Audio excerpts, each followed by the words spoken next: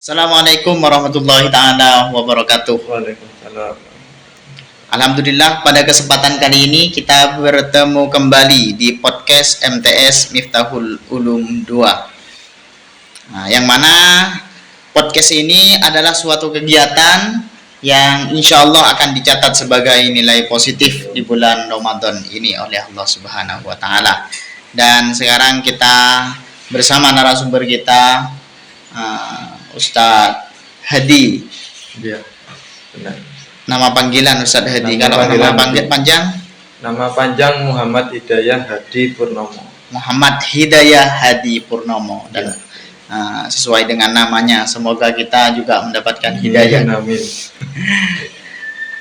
Pada kesempatan kali ini, Ustadz Hadi ingin menyampaikan beberapa hal terkait tentang masalah bersyukur ya di bulan Ramadan ini ya. Hal ini memang kadang adalah sesuatu yang sebenarnya sangat penting untuk kita, namun terkadang kita lalai untuk melakukannya. Suatu rasa syukur sebenarnya itu adalah sesuatu yang memang harus kita lakukan setiap waktu. Karena dengan adanya kesehatan, adanya kita bisa makan enak, bisa diberikan kekenyangan pun itu kita harus syukuri. Namun hal ini adalah sesuatu yang besar yang dianggap kecil oleh orang. Saya sependapat dengan pendapatnya Pak Hamzah, bahwasanya sampai detik ini, tahun ini, di umur kita yang sekarang ini, alhamdulillah kita masih bisa merasakan nikmatnya hidup, terutama menjalani puasa Ramadan. Iya. Jadi mulai dari ngomong soal syukur dulu ya. Rasa syukur itu memang sebaiknya kita lakukan hampir setiap hari ya Ustaz. Iya. Jadi waktu kita bangun tidur pun Harus kadang bersyukur. diwajibkan untuk berdoa kadang ya Ustaz ya. Iya. Berdoa dulu, alhamdulillah masih bisa hidup lah istilahnya, masih bisa merasakan dunia ini. Jadi mulai kita bangun tidur, terus sampai kita mandi, kita makan pun kadang sebagian orang nggak bisa tidak bisa merasakan apa yang seperti kita rasakan. Kadang bangun tidur kita lapar, ada yang menyiapkan makan. Iya. Beda dengan orang yang bangun tidur lapar, bingung mau cari makan di mana. Walaupun mau cari makan di mana, ada tempatnya, uangnya yang nggak ada katakan. Beda dengan orang yang mempunyai atau punya kelebihan. Kadang ada uang, ya, ada makanan, kita yang dilarang untuk makan itu. Oh iya, itu kalau puasa ya Ustaz. Yang ngomong soal puasa kan, puasa itu kan kenapa kalau orang puasa itu kita diharuskan untuk banyak bersyukur ya. Iya. Karena menurut saya kalau puasa itu mendekatkan kita pada posisi yang paling paling rendah. Iya. Kita itu disamakan derajatnya sama orang-orang atau saudara-saudara kita yang kekurangan dalam hal materi. Orang-orang yang kurangan, yang kurang beruntung, saudara-saudara kita yang kurang beruntung itu kadang kan nggak setiap bulan, harus setiap hari bahkan misalnya. Kalau kita kan orang puasa, kadang di puasa Ramadan itu 1 bulan sekali, 1 bulan 30 hari ya, 1 bulan 1 tahun 1 kali ya, 1 tahun 1 kali. Kadang orang yang kurang beruntung itu kadang puasa setahun itu berbulan-bulan itu sering Ustaz ya. Gak hanya 1 bulan 30 hari, enggak, kadang 1 bulannya lagi kadang orang puasa walaupun Senin Kamis. Iya. Walaupun orang itu kadang sering bisa dikat. Iya. Dikat ya. Jadi kalau orang berpuasa itu kan mendekatkan dirinya, posisinya kepada posisi yang paling rendah. Jadi hampir sama dengan derajatnya orang-orang yang kekurangan itu.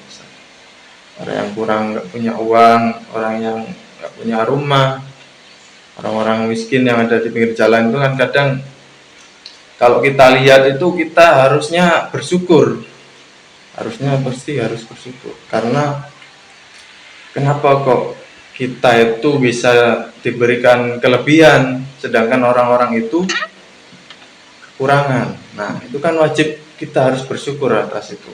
Iya. Nah, rasa syukur tadi itu dilatih supaya nanti memunculkan empati, yang namanya empati. Empati itu kayak rasa apa ya? Perasaan ingin membantu atau pedulian terhadap hal-hal yang seperti itu, yang kurangan. Iya. Ada banyak contohnya ya. Ada ya, permisi ya, mohon maaf, ada pengemis, terus orang-orang yang minta di pinggir jalan itu, ada yang kerjanya itu panas-panasan walaupun puasa, seperti ya orang-orang yang ngamen di lampu merah itu kan wajib kita bersyukur atas keadaan yang kita miliki sekarang. Iya. Ya, itu sangat penting. Dan kalau menurut saya itu memang benar, dari hal-hal yang sudah ada kita juga harus mensyukuri, dan kita mungkin bisa memiliki rasa kepedulian pada orang lain. Kalau orang ngamen itu biasanya orang-orang apa ya, yang masih muda. Saya belum tahu banyak dari faktor semua alasan itu biasanya orang punya tapi kadang juga ngamen. Tapi kalau orang yang meminta-minta, mereka tidak mau sebenarnya berada di posisi itu, karena itu adalah sesuatu rasa malu sebenarnya, namun dipertaruhkan. Orang seperti itu, siapa yang mau menjadi orang yang tukang minta-minta? Tidak ada. Kalau ngamen itu biasanya memang keinginan sendiri, biasanya kaula muda biasanya. Tapi kalau ngamen itu biasanya seperti orang-orang tua, anak-anak yang di bawah umur, itu biasanya banyak seperti itu. Dan itu memang keterpaksaan. Andaikan mereka bisa berada di posisi seperti kita, mereka tidak akan mau menjadi seperti itu. Karena memang mempertaruhkan rasa malunya. Ya, jadi ya kembali lagi nanti kan, posisi atau keadaan kita yang diberikan oleh Allah itu memang harus disyukuri. Iya. Jadi ketika orang yang susah, pekerjaannya susah, itu kan panas-panasan, sedangkan ada orang yang kerjanya di dalam ruangan, itu kan sudah menjadi perbedaan. Jadi suatu yang harus disyukuri kan. Iya. Suatu hal yang kecil itu memang harus syukuri kan. Tapi kadang memang benar yang dengan katakan tadi, banyak orang yang lupa untuk mensyukuri hal-hal yang kecil itu tadi. Jadi nikmatnya Tuhan yang diberikan kepada Tuhan pada kita itu dalam bentuk apapun, sekecil apapun, wajib kita sadari dan kita syukuri. Termasuk dalam berbagai bidang, pekerjaan, terus keuangan mungkin, kondisi fisik bisa mempengaruhi juga dalam puasa. Kalau orang yang sakit sama orang yang sehat kan pasti beda pelakuannya. Jadi orang yang sakit itu mungkin diberikan keringanan, sedangkan orang yang sehat malah merasa kekurangan. Kan ada yang seperti itu ya. Namanya tidak mensyukuri nikmat yang telah diberikan. Sudah diberi kondisi sehat, umur masih muda, kadang tidak bersyukur, masih puasa masih bolong-bolong, kan ada itu seperti itu. Tapi sebenarnya syukur itu yang sangat dipraktekkan kayaknya, ya tidak mau mengesampingkan yang lain, itu di kalangan pesantren mungkin, pada kalangan santri. Mereka apalagi kan kita itu nikmat itu ya, mungkin kita lebih condong pada sesuatu seperti makanan, seperti apa itu kan. Itu rasa syukur yang sangat besar mungkin sangat dipraktekkan oleh teman-teman, karena mereka itu setiap harinya cuma ya makan tempe, terong, ya tidak seperti di rumah. Kalau di rumah setiap hari itu pasti ada ikannya, biasanya pasti itu. Tidak mungkin tempe saja. Apa kalau di pesantren paling paling enak itu ya telur cuma. Nah, itu. Tapi sebenarnya itu adalah hal yang positif. Orang-orang di luar tidak memahami tentang hal itu.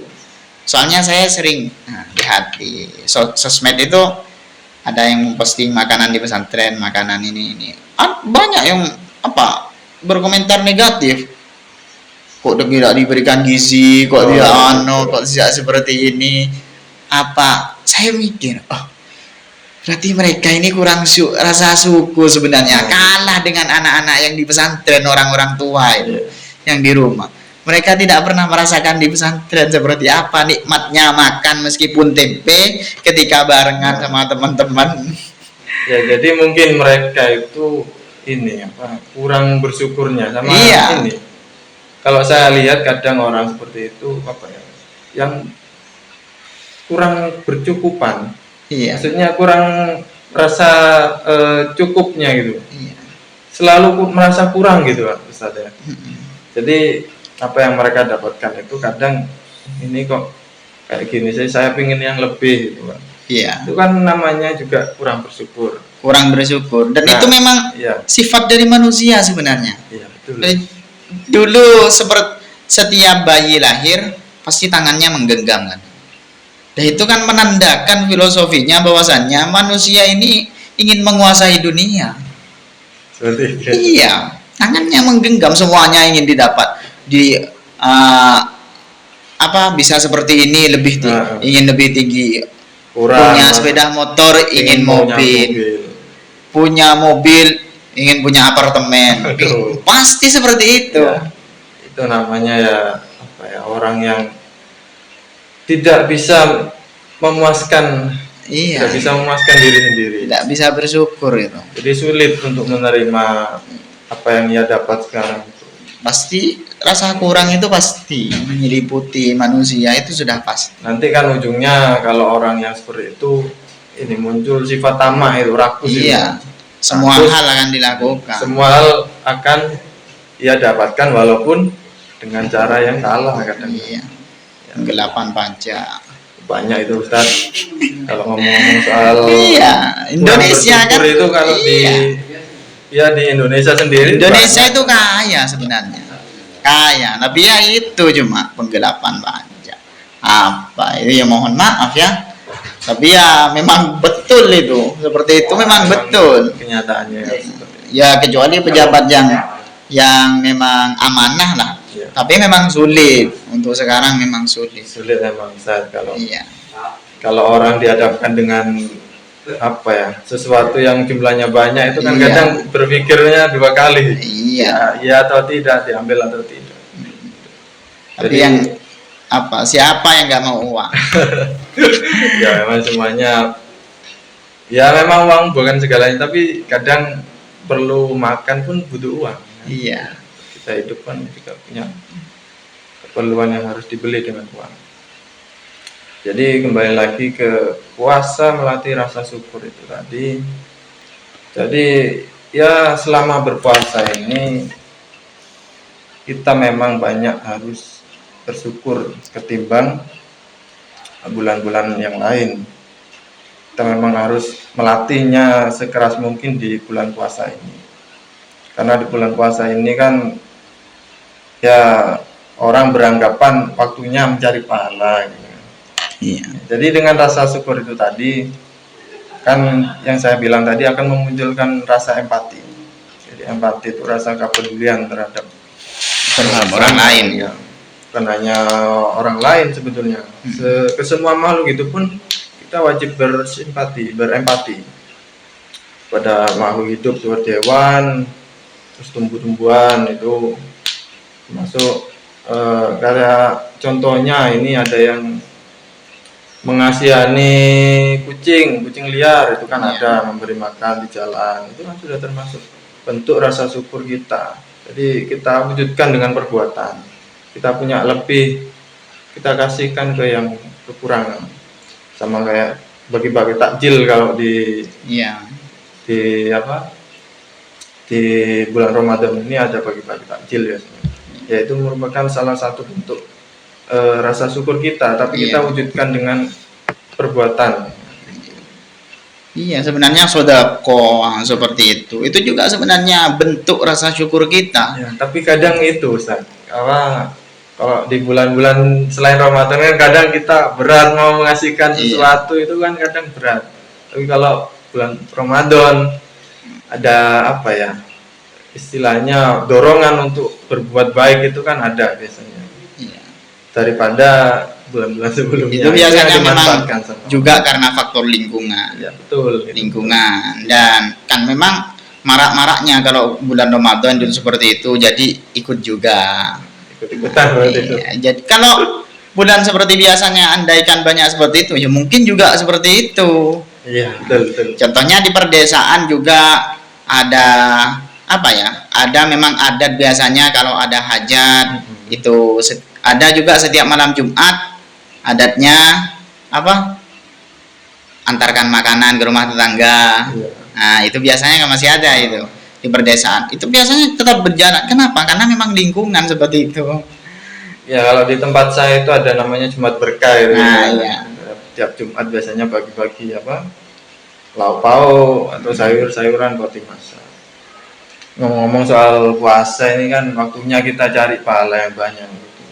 Jadi banyak orang memanfaatkan momen Ramadan ini untuk peduli terhadap sesama.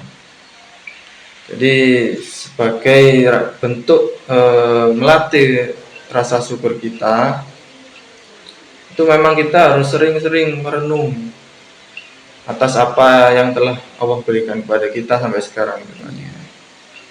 Terus kalau merenungkan apa yang Allah berikan kepada kita itu sebenarnya nggak bisa bisa diungkapkan sebenarnya kan. Iya. Begitu besar sekali apa yang telah diberikan Allah kepada kita itu sampai sekarang. Bahkan terkadang saya itu sampai menangis Ustaz. Saya meneteskan air mata. Ya Allah, kok terima kasih lah istilahnya, kita berterima kasih sampai nggak bisa diungkapkan gitu Ustaz ya. Sampai sangat menyentuh sekali kalau dipikirkan itu. Jadi sebagai manusia memang ya wajiblah mensyukuri hal sekecil apapun yang telah diberikan kepada, bahkan melalui hal-hal yang diberikan kepada manusia pun itu sebagai bentuk jembatan ya, dari nikmat Allah itu ada jembatannya, mungkin melalui manusia, mungkin melalui hal-hal yang lain. Itu wajib kita bersyukur atau istilahnya berterima kasih lah kalau pada orang, sebagai bentuk syukur kita atas nikmat Allah. Ya, terima kasih, mungkin itu ya yang mau disampaikan untuk pada kesempatan kali ini. Dan hal-hal mengenai tentang masalah bersyukur di bulan Ramadan mungkin memang harus kita terapkan selalu, karena hal itu toh meskipun sebenarnya itu bukan hanya terletak pada bulan Ramadan, tapi keseharian kita dari segi nikmat kita diberikan makan, diberikan kesehatan, dan diberikan penglihatan, juga pendengaran, itu adalah suatu nikmat yang sangat besar. Dan nikmat yang paling besar di dunia ini adalah rasa sehat dari hidup kita, bukan dari makan apa-apa. Makanya harus dipahami terlebih dahulu, jangan sampai kalian itu merasa kekurangan. Karena kenapa? Allah itu memberikan sesuatu yang kalian butuhkan, bukan yang kalian inginkan. Ya, soalnya hal itu memang biasanya orang itu tidak menyadari, Ustaz. Yeah. Minta kok saya doa seperti ini, minta mobil, tak pernah diberikan. Kok minta sepeda motor gak diberikan, berarti Anda belum butuh sebenarnya. Mensyukuri apa yang diberi lah istilahnya. Iya, yang ada ya, mensyukuri itu apa yang sesuatu yang diberikan, akan diberikan sesuatu yang dibutuhkan, bukan yang diinginkan. Andaikan Anda belum butuh mobil, maka Anda tidak diberikan mobil.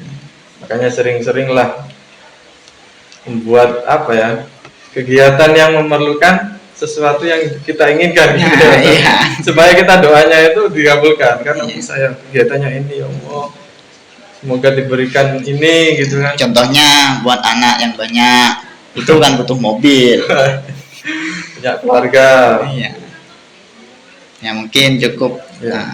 pertemuan kita kali ini. Apabila ada kesalahan, maaf yang sebesar-besarnya. Wallahul muwaffiq ila aqwamit thoriq. Wassalamualaikum warahmatullahi wabarakatuh.